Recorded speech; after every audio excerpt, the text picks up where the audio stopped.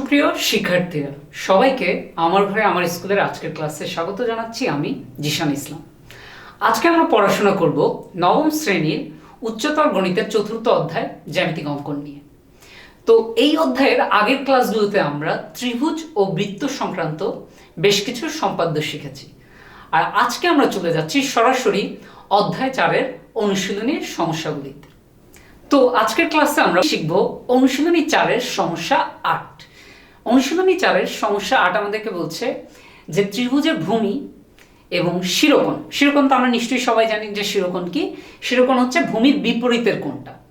ভূমির বিপরীতে সবসময় শিরোকোণ থাকবে, এবং এই শিরোকোণটা বাদ দিলে বাকি আর কয়টা কোণ থাকে ত্রিভুজের? আর দুটো কোণ থাকে। সেই যে দুটো কোণ, সেই দুটো কোণের অন্তর দেওয়া আছে। তাহলে ত্রিভুজের ভূমি, শিরোকোণ ও অপর কোণ দ্বয়ের অন্তর দেওয়া আছে। আমাদেরকে কি করতে হবে? ত্রিভুজটি আঁকতে হবে। এটি বলছে আমাদের সমস্যা 8। ত্রিভুজের ভূমি, ভূমির বিপরীতে শিরোকোণ সেটা দেওয়া আছে, এবং অপর কোণ দ্বয়ের অন্তর দেওয়া আছে। আমাদেরকে কি করতে হবে? ত্রিভুজটি আঁকতে হবে। এটা কিন্তু তোমাদের মনে আছে কিনা পিছনের ক্লাস থেকে, যে আমরা যখন সম্পাদ্য 3 পড়েছিলাম, সম্পাদ্য 3 আমাদেরকে কি বলছিল? সেটিতে ছিল যে ত্রিভুজের ভূমি, শিরোকোণ ও অপর বাহুদ্বয়ের অন্তর। সেটা থেকে আমাদেরকে ত্রিভুজটা আঁকতে হয়েছিল। বাট এই ক্ষেত্রে কিন্তু আমাদের অপর বাহুদ্বয়ের না, শিরোকোণ বাদে যে বাকি দুটো কোণ, সেই কোণ দ্বয়ের অন্তর দেওয়া আছে। আমাদেরকে ত্রিভুজটি আঁকতে হবে। তো আমরা এবার চলে যাই যে কিভাবে আমরা এই ত্রিভুজটি আঁকতে পারবো সেই বিবরণে। সমস্যা 8 করার জন্য আমরা ধরলাম যে এই যে এটি হচ্ছে আমাদের ত্রিভুজের ভূমি এ। এটিকে আমরা বললাম আমাদের ত্রিভুজের ভূমি এ, এবং এটি হচ্ছে আমাদের শিরোকোণ এক্স।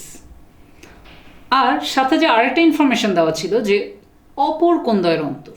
আমরা নিশ্চয়ই জানি যে ত্রিভুজের ভূমির বিপরীতের যে কোণটা, সেটাই হচ্ছে ত্রিভুজের শিরোকোণ। তো এই শিরোকোণ বাদ দিলে বাকি যে দুটো কোণ থাকে, সেই দুটো কোণের যে ডিফারেন্স বা সেই দুটো কোণের যে অন্তর, সেই মানটা হচ্ছে আমরা ধরে নিলাম কোণ জেড পরিমাণ। তাহলে আমাদের ত্রিভুজের ভূমি এ, শিরোকোণ এক্স এবং অপর যে দুটি কোণ, তার অন্তর হচ্ছে জেড। আমাদেরকে কি করতে হবে? ত্রিভুজটি আঁকতে হবে। তো ত্রিভুজটি আঁকার জন্য প্রথমেই আমরা কি করব? যে কোনো রশ্মি বিডি থেকে, মনে করলাম এটি হচ্ছে যে কোনো একটা রশ্মি, তো এই যে কোনো রশ্মিটার নাম দিলাম আমরা বিডি।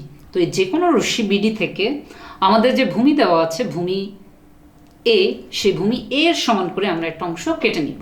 কম্পাস দিয়ে আমরা ভূমি এ এর সমান করে একটা অংশ আমাদের এই যে কোনো রশ্মি বিডি থেকে কেটে নিব।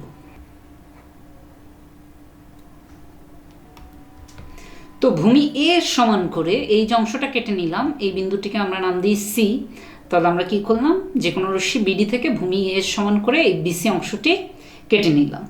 এর পরের কাজ আমাদের যেটি হবে, একটু মনোযোগ দিতে হবে। আমরা কি করব? আমরা আমাদের যে শিরোকোণ এক্স এবং অপর দুই কোণের যে অন্তর জেড, এই দুটো কোণকেই আমরা কি করব? এই দুটো কোণকেই আমরা অর্ধেক করব। আমরা নিশ্চয়ই জানি যে কিভাবে কোনো কোণকে অর্ধেক করতে হয়। আমরা জাস্ট একই মানের চাপ নিয়ে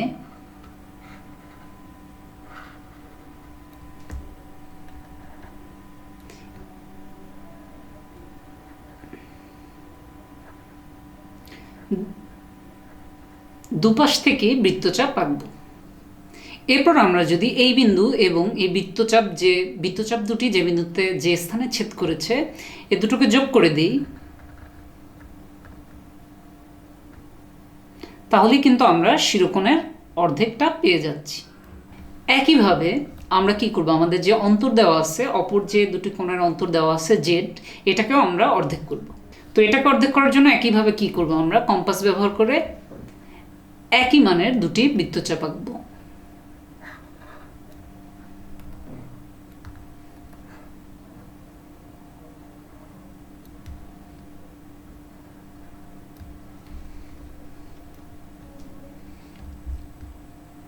এরপর এই বৃত্তচাপ দুটি যে বিন্দুতে ছেদ করেছে বা যে স্থানে ছেদ করেছে, তার সাথে জাস্ট এই বিন্দুটি যোগ করে দিলে আমরা আমাদের যে অপর দুটি কোণের অন্তর জেড, সেটির অর্ধেকটা পেয়ে যাব।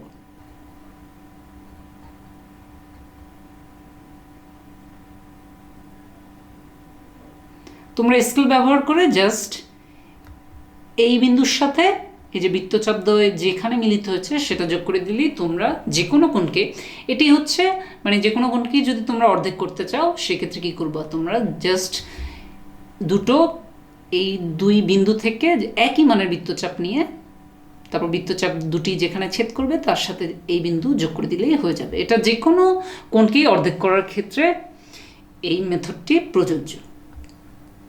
তো এখন তো আমরা কি করলাম, আমরা আমাদের শিরোকোণ এক্সকে অর্ধেক করলাম, তারপর আমরা আমাদের যে শিরোকোণ বাদে অপর কোণদ্বয়ের যে অন্তর যে জেড ছিল সেই জেডটাকেও আমরা কি করলাম, অর্ধেক করলাম।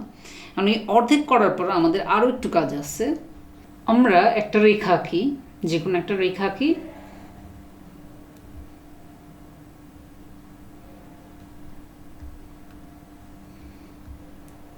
তারপর এই রেখার এই বিন্দুতে আমরা কি করব, একটা লম্ব আঁকবো। তো লম্ব আঁকার জন্য আমরা এক হচ্ছে কম্পাস ব্যবহার করে জাস্ট বৃত্তচাপ নিতে নিতে লম্ব আঁকতে পারি। এই বিন্দুতে আমরা লম্ব আঁকবো। তো লম্ব আঁকার জন্য আমরা কি করব, আমরা কম্পাস ব্যবহার করে এখানে লম্ব এঁকে ফেলবো। তো এই রেখার এই বিন্দুতে লম্ব আঁকার জন্য আমরা কম্পাস ব্যবহার করে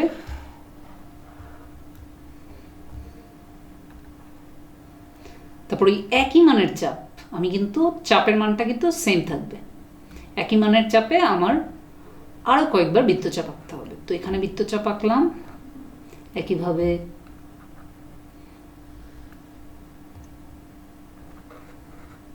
এখানেও বৃত্তচাপ,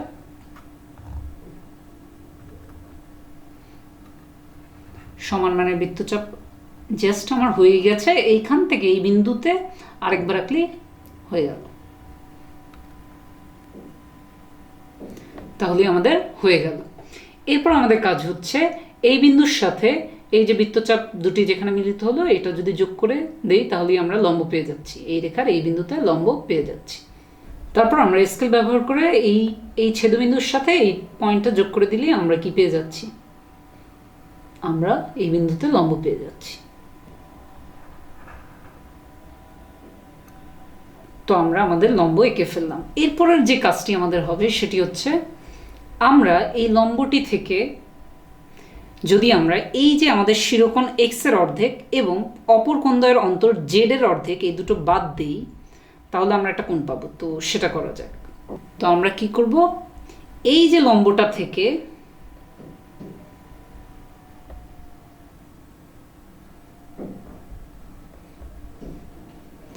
আমাদের শিরোকোণের অর্ধেক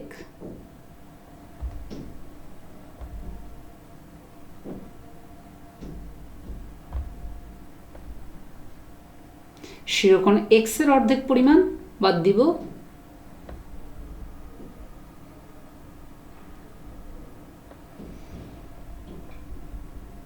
এবং তারপর এই যে অপর দুই কোণের যে অন্তর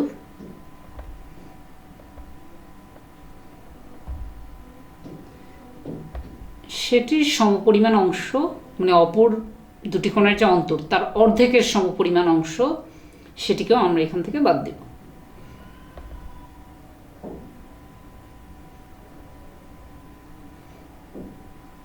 তো এই বিন্দু আর এই বিন্দু যদি যোগ করে দেই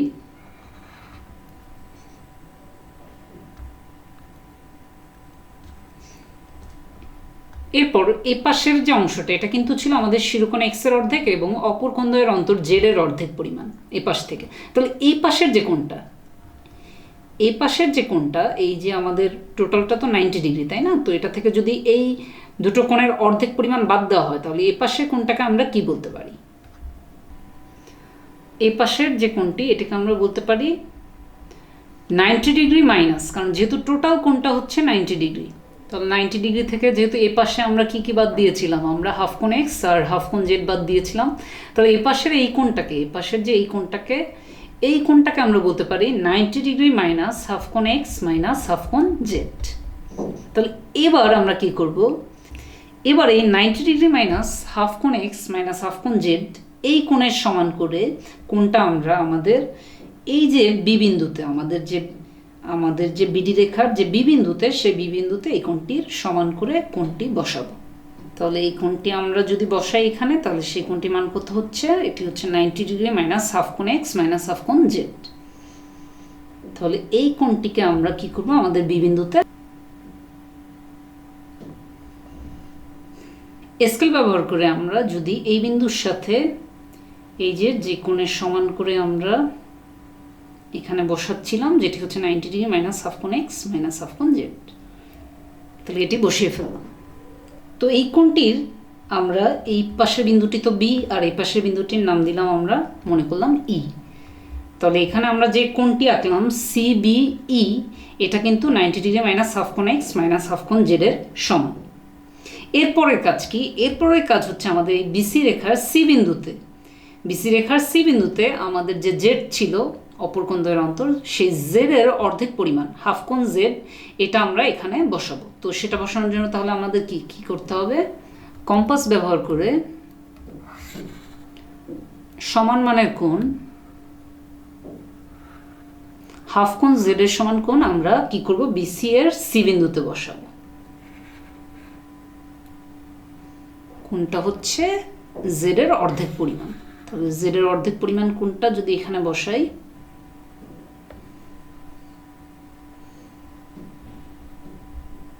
তাহলে এই বিন্দুর সাথে যদি আমি এটি যোগ করে দেই, তাহলে এই ক্ষেত্রে আমরা দেখতে পাচ্ছি যে এই যে আগের যে বি রশ্মিটি, সেটির সাথে এই নতুন যে কোণটি আমরা আঁকলাম হাফ কোণ জেড এর সমান এখানে বসালাম সি বিন্দুতে, এই যে রশ্মিটি, এই যে রেখাটি, এটি কিন্তু একটি বিন্দুতে ছেদ করছে। ধরে নিলাম এই বিন্দুটি হচ্ছে এফ। এরপর আমরা এই যে এখানে একটা কোণ তৈরি হয়েছে, তাই না? এখানে একটা কোণ তৈরি হয়েছে, এই কোণটার সমান করে এই যে কোণ সিএফই, এই কোণ সিএফই এটার সমান করে আমাদের কাজ হবে সি বিন্দুতে আরেকটি কোণ নেওয়া। তো আমরা কি করছি? আমরা কোণ সিএফই এর সমান করে সি বিন্দুতে একটি কোণ বসাচ্ছি।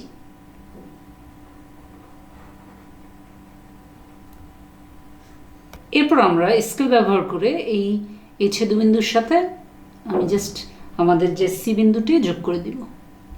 তাহলে এবার আমরা দেখতে পাচ্ছি এই যে আমি সি বিন্দুতে কোণ সিএফই এর সমান, কোণ সিএফই এর সমান করে যে একটি কোণ বসালাম এই বিন্দুতে, সেটি সেই যে রশ্মিটি বা সেই রেখাটি, সেটি দেখতে পাচ্ছি সেটি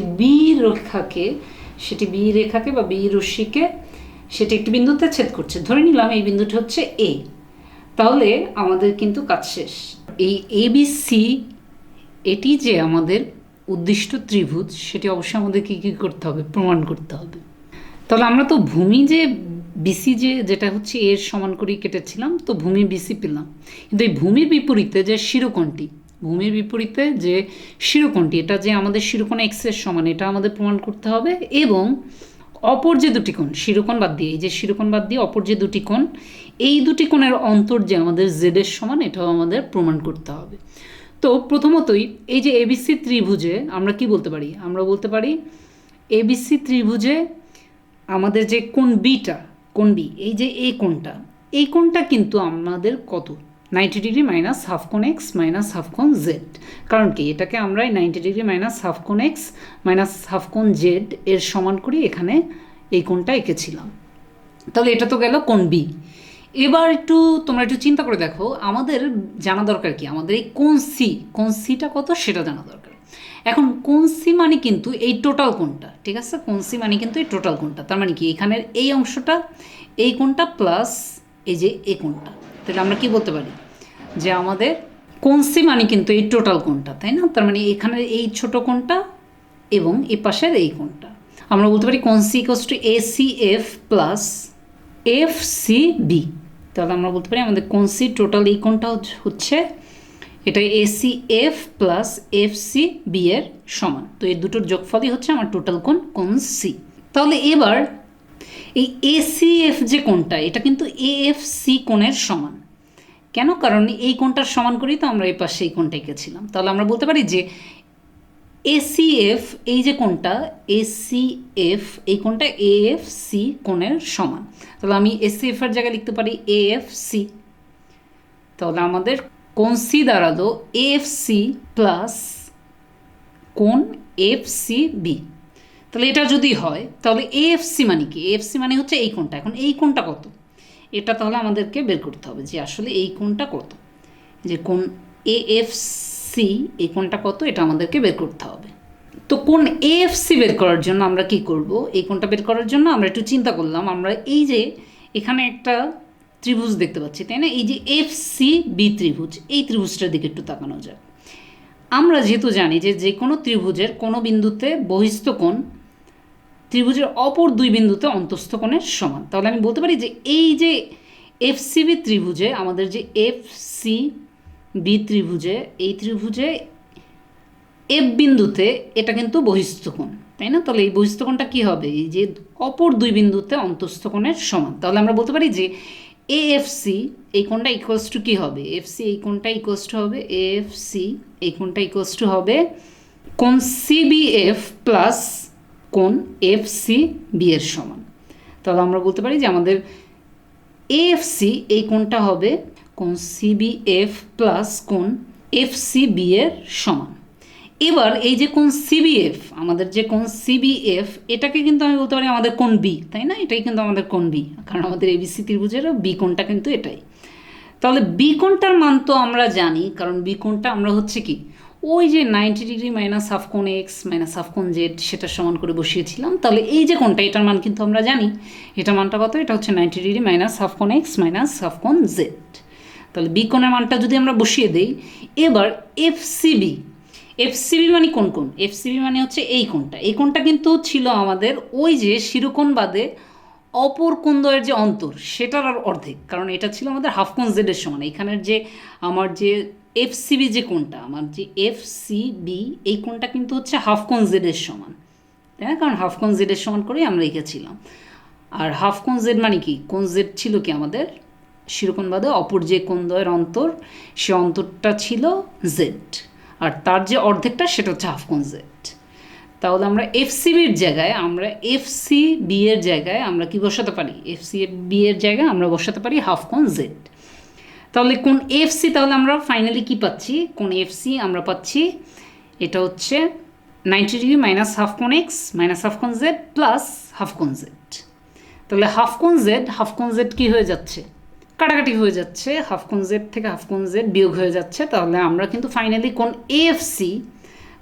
এএফসি যেটা পাচ্ছি সেটা কিন্তু 90 ডিগ্রি মাইনাস হাফ কোণ এক্স, এই যে কোণটা এটা যেটা পাচ্ছি সেটা কিন্তু 90 ডিগ্রি মাইনাস হাফ কোণ এক্স।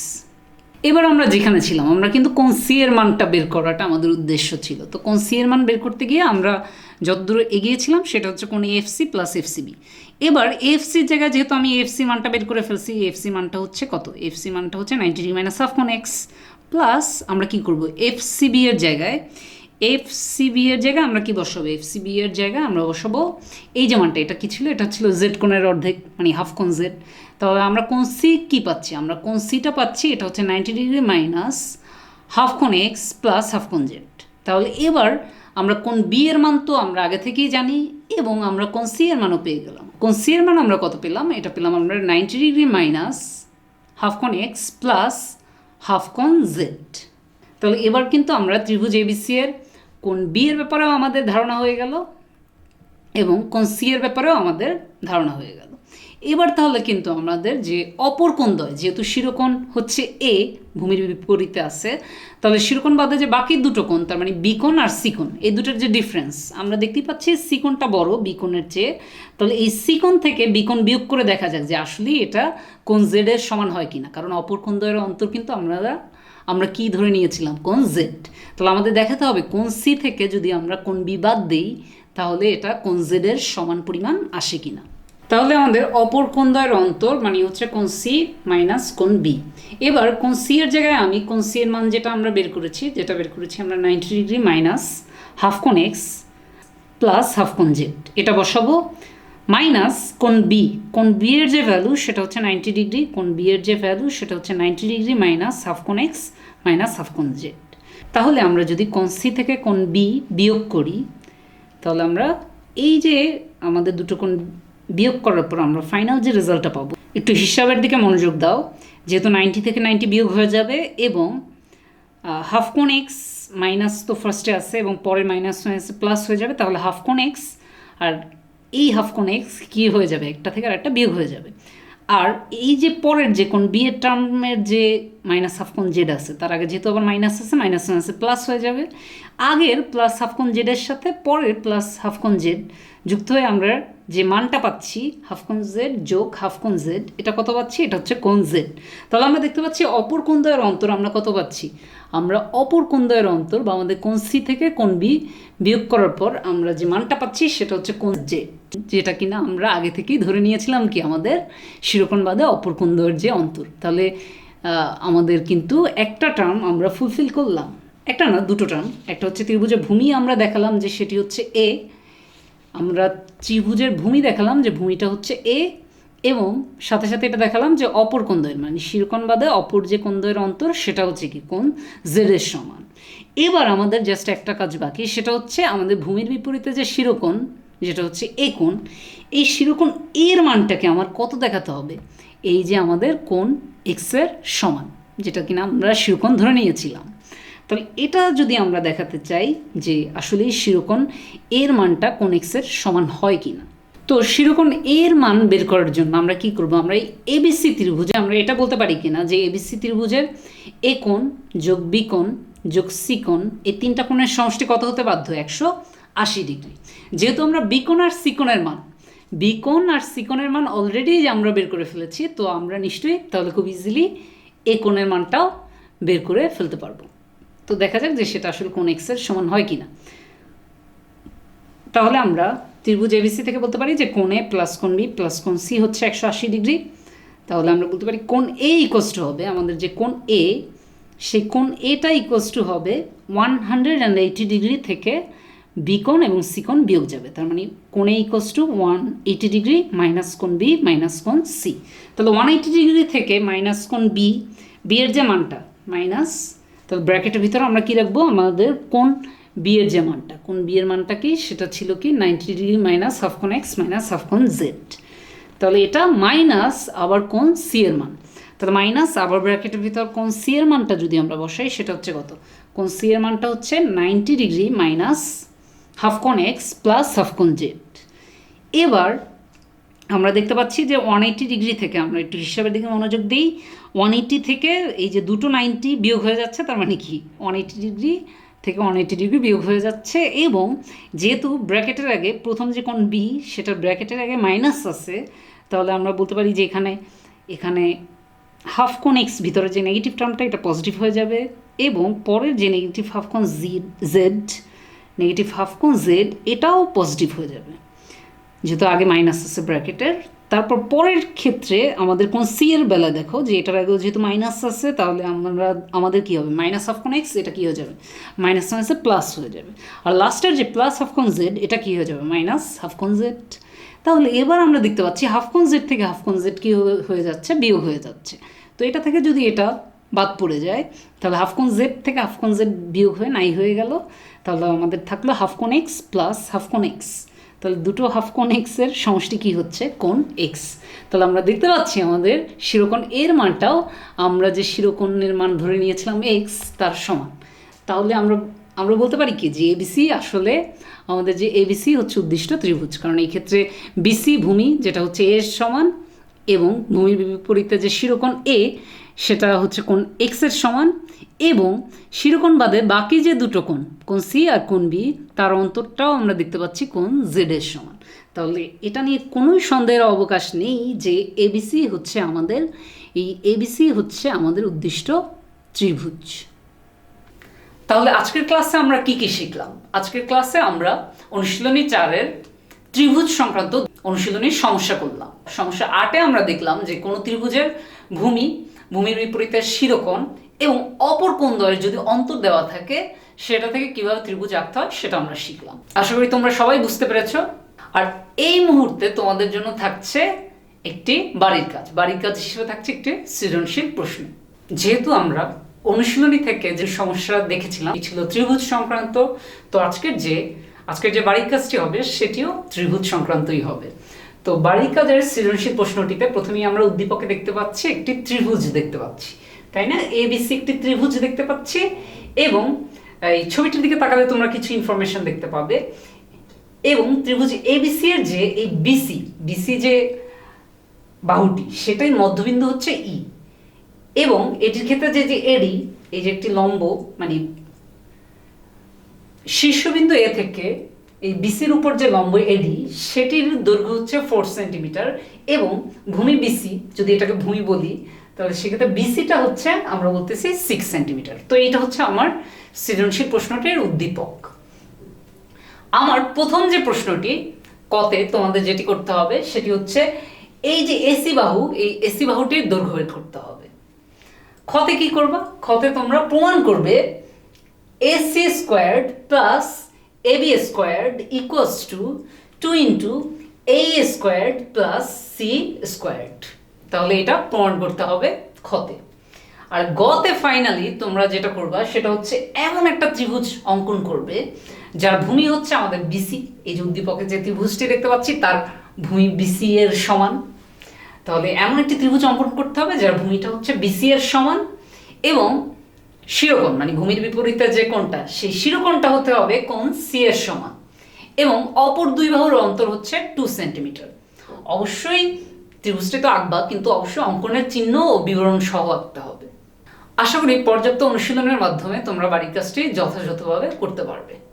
আর স্কুল খুললে কিন্তু তোমার যে উচ্চতর গণিতের যে শিক্ষক আছে সেই শিক্ষকের কাছে অবশ্যই বাড়ির কাজগুলো জমা দিতে হবে।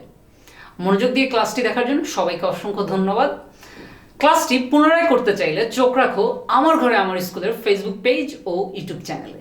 সবাই ভালো থাকো, সুস্থ থাকো, সরকারি বিধি মেনে ঘরে থাকো এবং যথাযথ স্বাস্থ্যবিধি মেনে চলো। সবার জন্য রইল অনেক অনেক শুভকামনা।